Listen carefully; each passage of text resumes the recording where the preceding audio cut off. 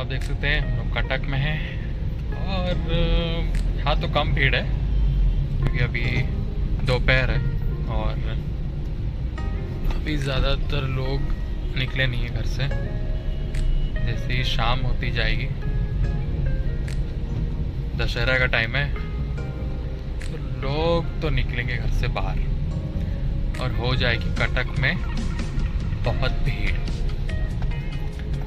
जब भी मैं कटक आता हूँ मैं ये वाली गाड़ी लेके आता हूँ क्योंकि मुझे कॉन्फिडेंस रहता है कि हाँ मैं ये वाली निकाल लूँगा कटक की भीड़ में।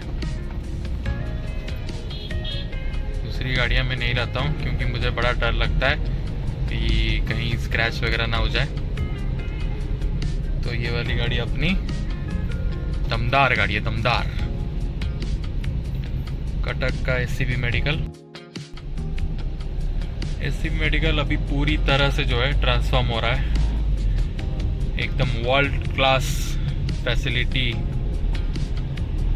अभी कंस्ट्रक्शन चल रही है उसकी, बहुत सारे लोगों को फ़ायदा होने वाला है क्योंकि कटक जो पुराना एससीबी था उसमें एक्चुअली जगह तो कम थी, लोगों को बहुत परेशानियां भी होती थी क्योंकि बेड्स नहीं मिलते थे और इंफ्रास्ट्रक्चर ज़्यादा बड़ा नहीं था।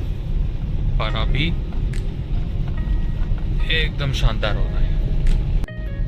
कटक का जो रिंग रोड वाला एरिया है वो मुझे बड़ा पसंद है क्योंकि यहाँ पे ड्राइव करना बड़ा ही मज़ा आता है क्योंकि राइट साइड में महानदी रिवर होता है और ये एकमात्र ऐसा रोड है कटक में जहाँ पर ज़्यादा भीड़ नहीं रहती है।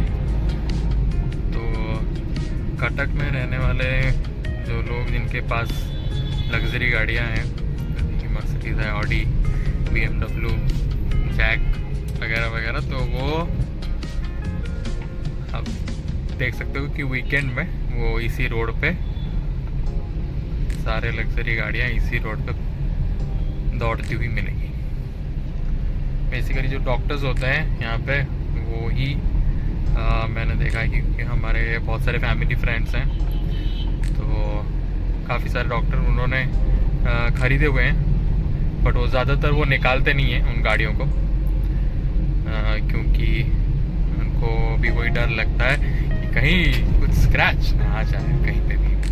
तो वो वीकेंड्स में ही उसको निकालते हैं, जब भी भुवनेश्वर वगैरह ट्रैवल करना रहता है तो उस टाइम पे वो गाड़ियाँ निकालते हैं।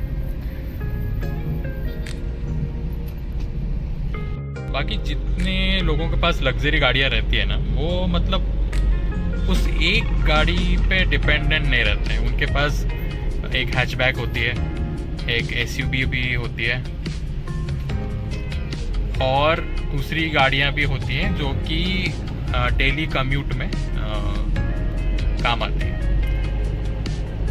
मेरा भी एक फ्रेंड है यहाँ पे, तो उसने भी एक BMW खरीद के रखा हुआ है, बट उसके पास दूसरी गाड़ियाँ हैं, स्विफ्ट है उसके पास। तो कभी भी कटक में उसको शॉपिंग वगैरह करना रहता है, कुछ भी करना रहता है, तो वो तो उसका स्विफ्ट ही लेके इधर उधर घूमता रहता है। जब भी उसको भुवनेश्वर आना होता है तब वो निकाल के लेके आता है। बाकी एक फ़नी सा इंसिडेंट है, जब उसने नई गाड़ी खरीदी थी तब उनका जो घर है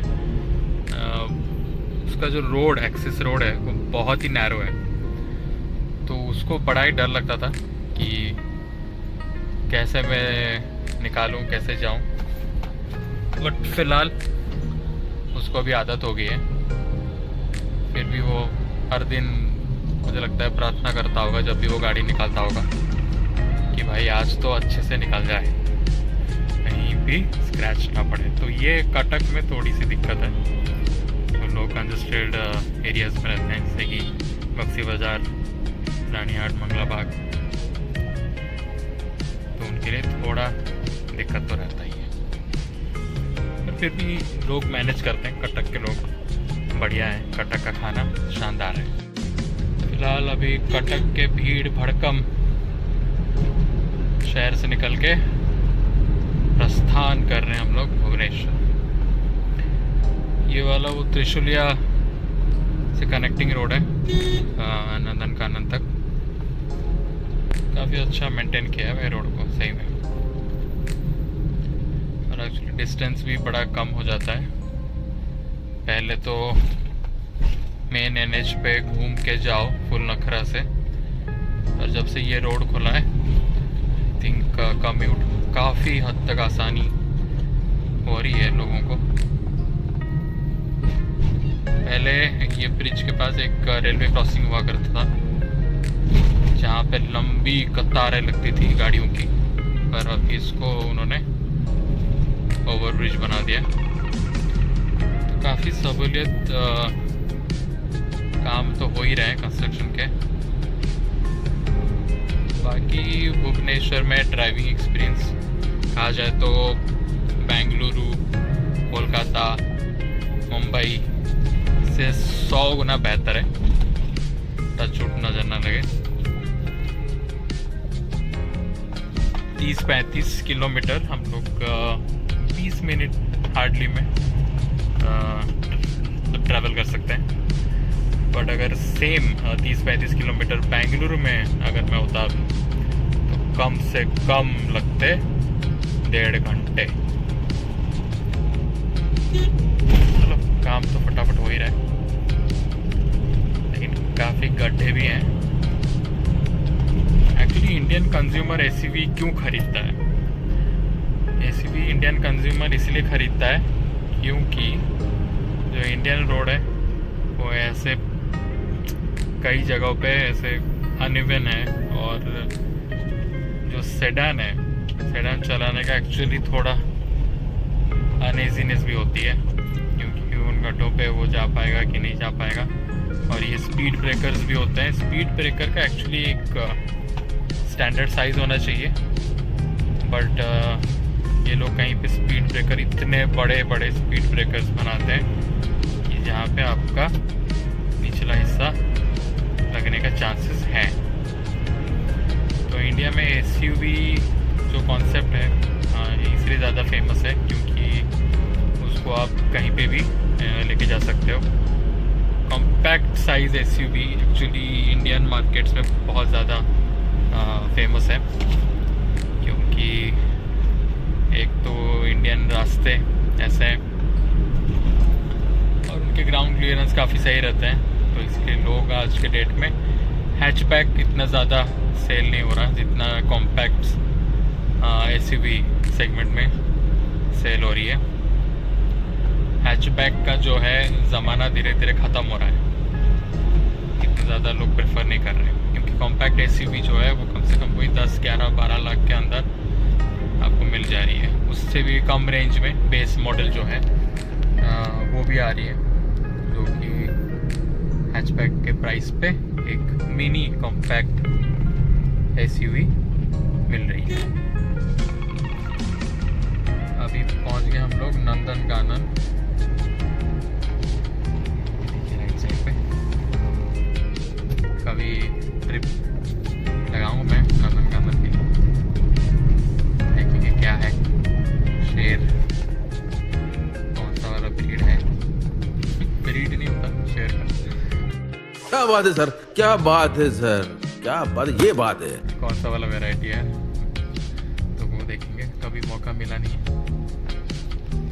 नंदनकानन में देखा हूँ हमेशा ऐसे ही भीड़ रहती है, कभी कम होने का कभी ऐसा मैंने कभी देखा नहीं है। बहुत सारे लोग आते हैं, उड़ीसा के बाहर से भी आते हैं, उड़ीसा के विभिन्न सिटीज़ से लोग आते हैं और हमेशा गाड़ियाँ जो है फुल रहती हैं यहाँ पे नंदनकानन।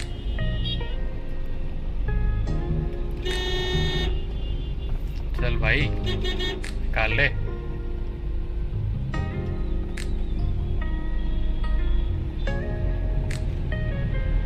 हम ही निकाल लेते हैं भाई। रास्ते पे खड़े होके क्या गाड़ियाँ रखने का क्या मतलब है भाई? ये कितनी भीड़ है, लोगों को ना धूप की टेंशन है ना कुछ, सबको शेर देखना है। देखो कितने लोग चल रहे हैं। सही में नंदनकानन में बहुत भीड़ होती है। कल एक्चुअली कुछ हुआ था, कल मेरा एयर कंडीशनिंग थोड़ा बहुत काम नहीं कर रहा था, तो मैंने रिपेयरिंग के लिए गैरेज में दी थी।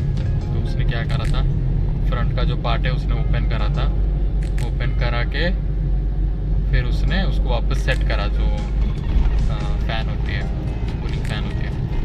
तो फिर उसने कुछ करा है जिसकी वजह से मेरा हॉर्न जो है वो काफ़ी फेमिनिन हो गया है। देखो पहले तगड़ा था, अभी ऐसे बज रहा है जैसे उसमें कुछ जान ही नहीं है। तो ठीक है, नेक्स्ट थोड़े दिनों में सर्विसिंग के लिए दूंगा, उस टाइम में ठीक करा। ये वाला जो रघुनाथपुर एरिया है, ये अभी कहा जाए तो ये अभी हॉट प्लेस है भुवनेश्वर में। तो यहाँ पे काफ़ी प्रॉपर्टी सेल वगैरह हो रही है, काफ़ी नए नए अपार्टमेंट्स वगैरह आ रहे हैं,